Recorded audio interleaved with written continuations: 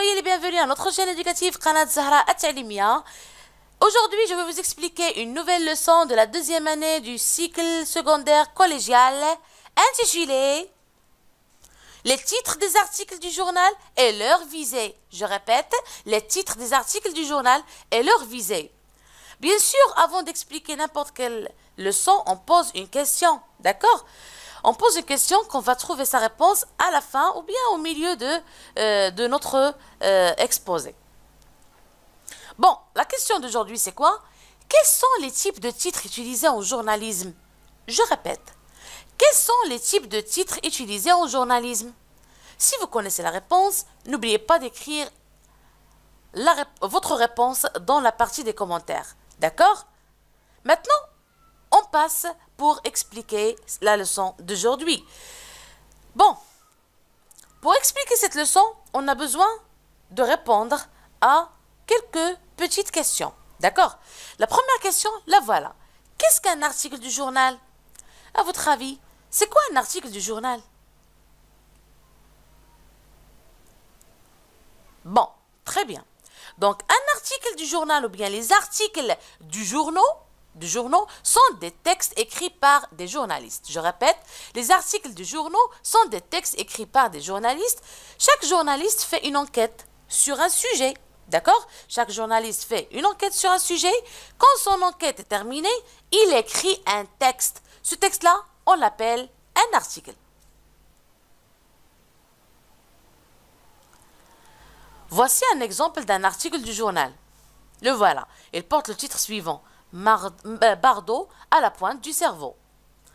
S'il vous plaît, observez bien cet exemple-là et essayez de répondre à la deuxième question.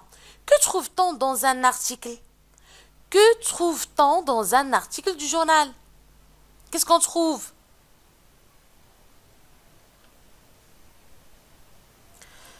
Bon, dans un article du journal, on peut trouver le titre. Lorsqu'on dit le titre, il est écrit plus gros que le reste de l'article et il est situé en haut. Il te permet de savoir de quoi parle l'article. Je répète, premièrement, la première partie la première chose qu'on peut trouver dans l'article, c'est le titre. Donc, il est écrit plus gros que le reste de l'article et il est situé en haut. Il te permet de savoir de quoi parle l'article. Bon, je vous donne une astuce à suivre. Quand vous ouvrez un journal, vous pouvez commencer par lire les titres des articles. Ainsi, vous pouvez choisir rapidement un article qui vous intéresse. D'accord? Passons maintenant au deuxième élément, c'est le texte. Donc, c'est le texte qui raconte. Donc, lorsqu'on dit texte, ça veut dire le texte qui raconte ce qu'a découvert le journaliste pendant son enquête. Donc, le texte est écrit en colonne. C'est pas en paragraphe, donc en colonne. On commence toujours par lire la première colonne en entier. Quand on arrive en bas, on passe à la deuxième colonne, etc. Je vais vous montrer ça dans cet article-là. Par exemple, voici un article du journal devant moi. Et je veux lire cet article-là. Comment je vais le lire? Je vais le lire de cette façon. Par exemple, donc je ne vais pas commencer comme ça et comme ça et comme ça. Non, je vais commencer ma lecture de cette façon-là. Je lis d'abord cette colonne-là.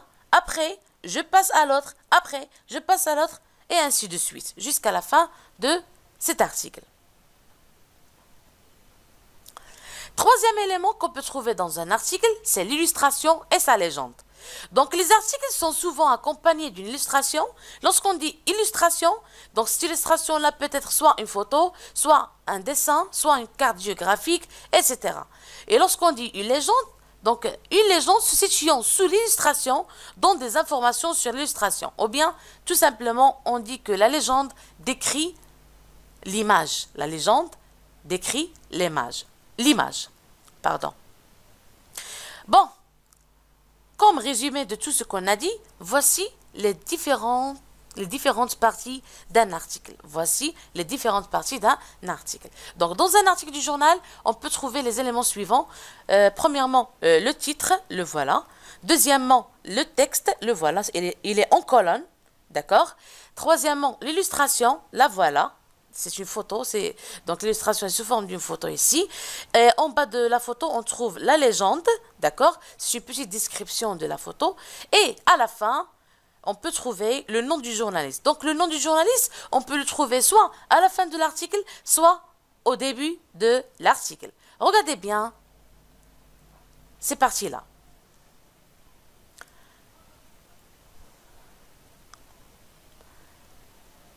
Maintenant, on revient à la grande question qu'on a posée au début de la leçon. Quels sont les types de titres utilisés en journalisme? Donc, bien sûr, il y en a des personnes qui ont trouvé la réponse et qui ont envoyé leur réponse dans la partie commentaire. Et je vous encourage beaucoup, très bien, et continuez comme ça. Bravo, bravo mes enfants, bravo. Bon, quels sont les types de titres utilisés en journalisme? Donc, la réponse de cette question, la voilà. Donc, en journalisme, on utilise essentiellement deux types de titres. En journalisme, on utilise essentiellement deux types de titres. Les voilà. Le titre informatif et le titre incitatif. Cela dit, votre titre peut être les deux à la fois. D'accord? Le premier se concentre sur le message essentiel.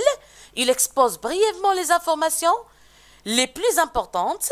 C'est celui que l'on retrouve généralement dans la presse d'information. Le second éveille l'intérêt du lecteur, suscite sa curiosité. D'accord? Il délivre moins d'informations et parfois aucune.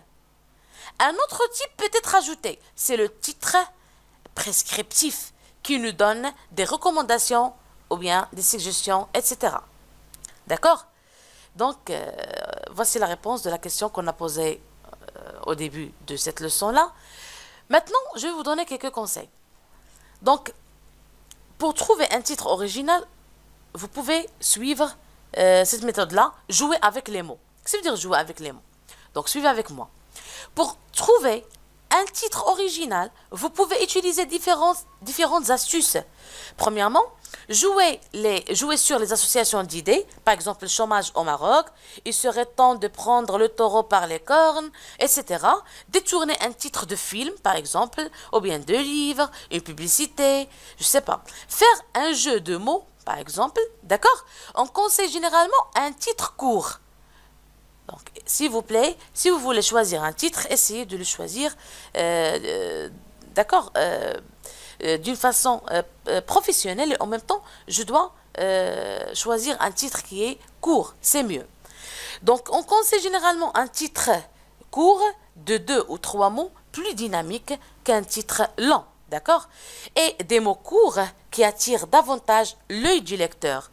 Mais si vous souhaitez un titre explicite, n'hésitez pas à faire plus long si nécessaire. Utilisez les mots simples, compréhensibles de tout. D'accord? Bon. Comme une petite règle, d'accord? La règle qu'on peut tirer à partir de tout ce qu'on a dit, la voilà. Donc, les titres ont plusieurs fonctions et plusieurs visées. Je répète, les titres ont plusieurs fonctions et plusieurs visées.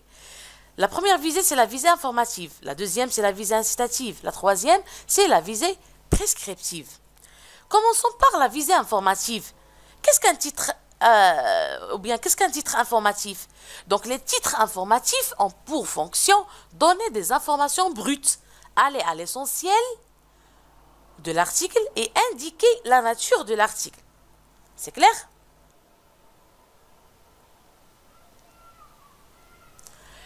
La visée incitative. C'est quoi la visée incitative? Ou bien qu'est-ce qu'un titre incitatif?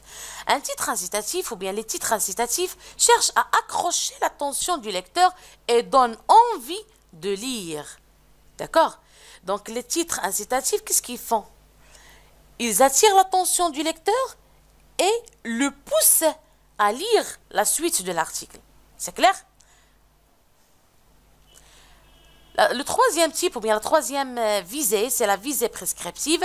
Donc, les titres prescriptifs permettent de donner des suggestions, des recommandations ou des conseils. Ils peuvent aussi inviter le lecteur à lire l'article. Merci pour votre attention et Mais avant de vous quitter, donc, n'oubliez pas de vous abonner à notre chaîne éducative pour plus de leçons simplifiées. Et aussi, n'oubliez pas de poser des questions si vous n'avez pas compris quelque chose. Et soyez sûr et certain que je vais répondre à n'importe quelle question. Je vous laisse maintenant. À tout à l'heure.